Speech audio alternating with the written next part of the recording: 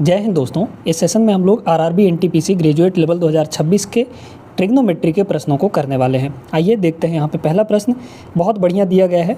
x की value यहाँ पर a साइन थीटा है, y की वैल्यू a कॉस थीटा है। x, y और a के बीच में क्या रिलेशन होगा? तो ये तो सीधा सीधा होता है x square plus Y square is equal to a square. अब ये क्यों हुआ, कैसे हुआ, समझिए। देखिए x की वैल्यू यहाँ पर a साइन थीटा है, y की वैल्यू यहाँ पर a कॉस थीटा है। हम क्या करते हैं, यहाँ पर दोनों का स्क्वायर करके ऐड कर लेते हैं। तो x का स्क्वायर करेंगे तो x स्क्वायर हो जाएगा और y का स्क्वायर करेंगे तो y स्क्वायर हो जाएगा, है ना। दोनों को ऐड कर लिया हमने। x की वैल्यू है कितनी, a साइन थीटा, तो x का स्क्वायर करेंगे यानी कि a साइन थीटा का स्क्वायर। तो a साइन थीटा का मतलब इसका जब हम स्क्वायर करेंगे तो क्या बन जाएगा, ये हो जाएगा a स्क्वायर और साइन स्क्वायर थीटा। ठीक है, ये बात समझ पाए हैं कि नहीं। a square sine square theta हो गया। इसी तरीके से प्लस y की वैल्यू कितनी है, a कॉस थीटा है, उसका भी स्क्वायर करिए तो यहाँ पे होगा a square cos square theta, a square cos square theta हो गया। अब यहाँ से एक बात बताइए कि a स्क्वायर को हम लोग यहाँ पे कॉमन ले सकते हैं। a स्क्वायर हमारा कॉमन आएगा तो अंदर बचेगा sine square theta plus cos square theta, जो कि 1 के बराबर होता है। ये ट्रिग्नोमेट्रिक आइडेंटिटी ही होती है। तो यहाँ से आप देख सकते हैं कि हमारे पास X square plus Y square की जो वैल्यू है वो आ गई ए स्क्वायर के बराबर। तो याद रखिएगा, जब भी एक्स की वैल्यू ए साइन थीटा और वाई की वैल्यू ए कॉस थीटा दे तो x square plus Y square is equal to a square होता है। D option will be the correct answer. Move करते हैं हम लोग अगले क्वेश्चन। दोस्तों, क्लास में आगे बढ़ने से पहले पेड बैच के बारे में थोड़ी सी जानकारी दे देते हैं। रेलवे युग बैच इस बैच का नाम है। सिर्फ 99 रुपीज़ में आप लोग यहाँ पर कंप्लीट मैथ्स पढ़ सकते हैं किसी भी रेलवे एग्जाम के लिए। ये फाउंडेशन बैच ही समझ लीजिए। इसमें आपको कॉन्सेप्ट के साथ साथ थ्योरी और बेस्ट ट्रिक, बेस्ट अप्रोचेस यहाँ पर सिखाए जाएंगे। अब बात ये आती है कि आप इस बैच को ज्वाइन कैसे करेंगे। तो ज्वाइन करने के लिए आप हमारे दिए गए व्हाट्सएप नंबर पर, इस नंबर पर मैसेज करिए और वहाँ से आप सारी जानकारी प्राप्त कर सकते हैं।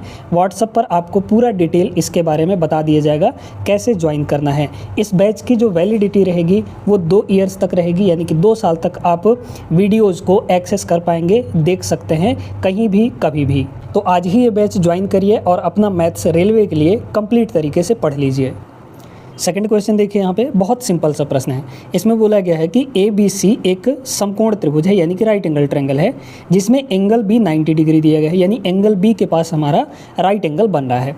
अब देखिए कि यहाँ पे tan A की वैल्यू 1 के बराबर दिया गया है। ठीक है, tan A की वैल्यू कितनी दी गई है, यहाँ पर tan A is equal to 1 है। अब एक बात बताइए कि tan की वैल्यू 1 किस एंगल के लिए होती है। तो आप सीधा सीधा यहाँ पे बता पाएंगे कि A जो है अगर 45 डिग्री है तो tan 45 की डिग्री ही tan 45 की वैल्यू ही हमारे पास 1 होता है। तो A हमारा, यानी कि जो एंगल A है वो हमारा कितना पता चल गया, 45 डिग्री होना चाहिए। अब जो पूछा है उसमें रख लीजिए। तो यहाँ पर आपके पास ये cosec A है, मतलब ये हो जाएगा आपका cosec 45, A की वैल्यू 45 है। फिर यहाँ पर sec 45, तो ये हो जाएगा sec 45, है ना। cosec 45 भी √2 होता है, sec 45 भी √2 होता है। तो ये हो गया आपका √2 और मल्टीप्लाई यहाँ पर भी √2 मल्टीप्लाई होकर 2 आ जाएगा। Option number B will be the correct answer. आगे बढ़िए अगले सवाल पर। अब दोस्तों, इस सवाल में तो कुछ है भी नहीं, मतलब सीधे सीधे आपको वैल्यू याद है तो रख दीजिए।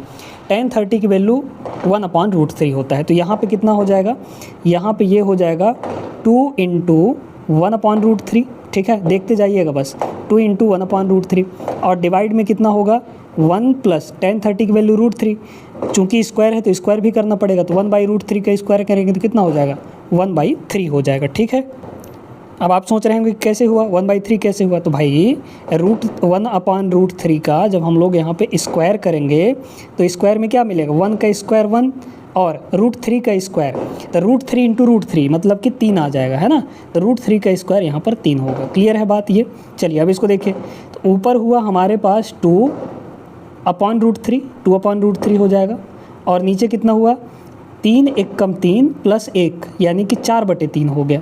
ठीक है, तो यहाँ पे हो जाएगा आपका 4/3। अब इसको थोड़ा ऐसे करिए, 2/√3 हो जाएगा और ये जब ऊपर जाएगा तो 3/4 हो जाएगा, यानी उल्टा हो जाता है। तो यहाँ से अब देखिए कि 2 से ये 2 बार में कट गया। ठीक है, और इस √3 को हम लोग क्या लिख सकते हैं, 3 को हम लोग लिख सकते हैं √3 का स्क्वायर। है ना, √3 का स्क्वायर लिखा जा सकता है 3 को। तो एक √3 से एक √3 भी कट जाएगा, मतलब ऊपर हमारा बचा √3 और नीचे हो जाएगा 2। √3/2 किसकी वैल्यू होती है? cos 45 की वैल्यू 1/√2 होता है, ठीक है।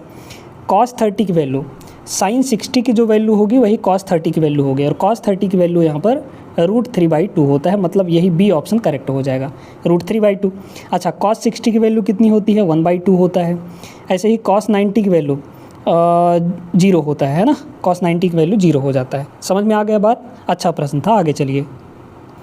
नेक्स्ट देखिएगा क्या बोला गया है कि भैया ABC एक समकोण है जहाँ पर एंगल B 90 डिग्री है। AB 12 दिया गया है, AC आपको 13 दिया गया है, tan A और cot C, tan A minus cot C, ठीक है, tan A minus cot C। इसको तो हम सीधा सीधा कह सकते हैं कि भैया ये जो होगा 0 के बराबर होगा। अब ये कैसे आया है समझिएगा बड़े ध्यान से, है ना। चलिए देखते हैं। एक बात बताइए दोस्तों कि जब भी हम यहाँ पर राइट एंगल ट्रायंगल बनाएंगे, ठीक है, थोड़ा सा राइट एंगल ट्रायंगल बना के आपको अच्छे से समझा ही देते हैं, ठीक है। अगर हम यहाँ पे राइट एंगल ट्रायंगल एक बना लें, इस राइट एंगल ट्रायंगल में एंगल बी को बोल रखा है राइट एंगल, है ना, यहाँ पर आपका बी हो जाएगा, इसको ए मान लीजिए और इसको यहाँ पर सी मान लीजिए, ठीक है। अब एक सेकंड आप यहाँ पर समझिए कि भैया एंगल ए और एंगल सी ये तो ऑलरेडी 90 डिग्री है एंगल बी, तो इसका मतलब ए और सी मिलाकर दोनों 90 होने चाहिए, क्योंकि टोटल एंगल का जो सम होता है, तीनों एंगल का सम, वो हमारा कितना होता है? वो होता है आपका 180 डिग्री, है ना। तो अब बी तो हमारा 90 डिग्री है, इसका मतलब ए और सी ये दोनों मिलाकर 90 होने चाहिए। तो angle A plus angle C ये दोनों आपके कितने होने चाहिए? 90 डिग्री होने चाहिए। अब अगर ये दोनों एंगल 90 डिग्री के बराबर हैं सम, तो इसका मतलब ए और सी कम्प्लीमेंट्री एंगल हो गए। तो यहाँ पर कुछ वैल्यू रखने की ज़रूरत नहीं है आपको। tan A है, ठीक है, tan A है माइनस इस cot को इसके कम्प्लीमेंट्री में बदल लीजिए। cot का कम्प्लीमेंट्री क्या होता है? कल वाले क्लास में हमने बताया था अच्छे से। sin का कम्प्लीमेंट्री cos, cos का sin, tan का cot, cot का tan, ठीक है, cosec का sec और sec का cosec, इस तरीके से होता है। तो cot का जब कम्प्लीमेंट्री लिखेंगे तो बनेगा tan, ठीक है, tan हो जाएगा। और अब इसका कम्प्लीमेंट्री लिख लिए हैं तो एंगल का भी कम्प्लीमेंट्री लिखना पड़ेगा। एंगल सी का कम्प्लीमेंट्री कौन है? बताया तो अभी, एंगल सी का ए होगा और ए का सी होगा, दोनों एक दूसरे के कम्प्लीमेंट्री होंगे, है ना। तो एंगल सी का कम्प्लीमेंट्री एंगल ए हो जाएगा। तो ये दोनों तो सेम है ना भैया, tan A minus tan A, 0, ख़त्म कहानी। Option number C will be the right answer. ये कॉन्सेप्ट अगर आपको पता होता तो सिर्फ देखते ही इसका आंसर आप लोग टिक कर सकते थे। ये ए बी जो दिया है, ए सी जो दिया है, इसका कोई काम नहीं है यहाँ पर, ठीक है। आगे चलिए, सवाल नंबर 5 देखते हैं। यहाँ पर एक समकोण त्रिभुज में यदि एंगल थीटा की सम्मुख भुजा और उसकी आसन्न भुजा की लंबाई, आसन्न भुजा का मतलब होता है एडजेसेंट साइड, ठीक है, और अपोजिट साइड मतलब सम्मुख भुजा, 7 सेंटीमीटर और 21 सेंटीमीटर दिया गया है, तो आपको बोला गया है कि tan थीटा का मान क्या होगा। तो tan थीटा जो होता है, tan थीटा, ठीक है, tan थीटा जो होता है ये होता है आपका सामने वाली साइड यानी कि opposite angle divide by adjacent angle, ये होता है आपका सीधा सीधा, ठीक है। थीटा के अपोजिट में जो एंगल होगा, साइड जो होगा, और डिवाइड बाई यहाँ पर एडजेसेंट में जो होगा। बताइए अपोजिट में कौन साइड है? अपोजिट में यहाँ पर 7 सेंटीमीटर, तो 7 हो गया। एडजेसेंट में कौन है, मतलब आसन्न भुजा कौन है? 21 सेंटीमीटर, तो 7/21 हो गया, यानी कि यहाँ पर 1/3, है ना। तो 1/3 option number A correct answer हो जाएगा। अब आपको नहीं समझ में आएगा तो समझाते हैं। देखिए, नहीं समझ में आ रहा है तो तुरंत राइट एंगल ट्रायंगल बनाइए, है ना। ये हमारे पास एक राइट एंगल ट्रायंगल हमने यहाँ पर बना लिया, ठीक है, राइट एंगल ट्रायंगल। अब इसमें एक जगह थीटा मानिए, तो ये हमारा थीटा है।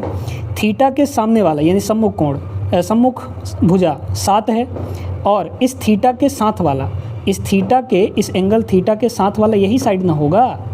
तो ये साथ वाला साइड कितना दिया गया है? 27 दिया गया है, सॉरी 21 दिया गया है ना, 21 यहाँ पर दिया गया है। चलिए अब इसी में tan थीटा निकालना है। तो tan थीटा क्या होता है? Perpendicular upon base. थीटा के सामने वाला ही परपेंडिकुलर कहलाता है। तो थीटा के सामने क्या है? 7, और बेस कितना है? 21, तो 7/21 मतलब 1/3 आ जाएगा। बस हो गया। आगे चलिए, आइए क्वेश्चन नंबर 6 देखते हैं। यहाँ पे cosec a की वैल्यू 5/4 है। Then find the value of 4 cot a sec a plus 3, ठीक है। चलिए देखते हैं यहाँ पे भैया cot a और sec a क्या होगा। देखिए अगर आपको cosec की वैल्यू 5/4 दिया गया है ना, ध्यान से समझिएगा, कॉसेक की वैल्यू, कॉसेक ए की वैल्यू जो है वो 5/4 दिया गया है, 5/4 दिया गया है। तो कॉसेक एक्चुअली में होता क्या है? कॉसेक होता है hypotenuse upon perpendicular, hypotenuse upon perpendicular. तो हाइपोटेनस और परपेंडिकुलर आपको पता चल गया, हाइपोटेनस 5 है, परपेंडिकुलर 4 है। तो 4 और 5 दिया है, इसका मतलब मिसिंग कौन है? 3 मिसिंग है, क्योंकि यही आपके ट्रिपलेट होते हैं, 3 4 5। समझ में आ गई बात? इसका मतलब ये आपका परपेंडिकुलर है, ये आपका हाइपोटेनस है, तो ये आपका बेस हो जाएगा, है ना। एक ही मिसिंग था, 3 4 5 आपके ट्रिपलेट होते हैं, 2 दिया था 4 5, तो अगला 3 होगा। क्लियर? अब आइए देखते हैं 4 इंटू कॉट ए। कॉट होता है बेस अपॉन परपेंडिकुलर। बेस कितना है? 3 और परपेंडिकुलर 4, तो 3/4 हो गया, ठीक है, मल्टीप्लाई। सेक, कॉस का उल्टा होता है, कॉस होता है बेस अपॉन हाइपोटेनस, तो सेक हो जाएगा उसका उल्टा, यानी कि हाइपोटेनस अपॉन बेस। हाइपोटेनस कितना है? 5 और बेस कितना है यहाँ पर? 3, तो ये हो गया। और प्लस में यहाँ पर 3 दिया गया है, तो बस इसी कैलकुलेट कर लीजिए।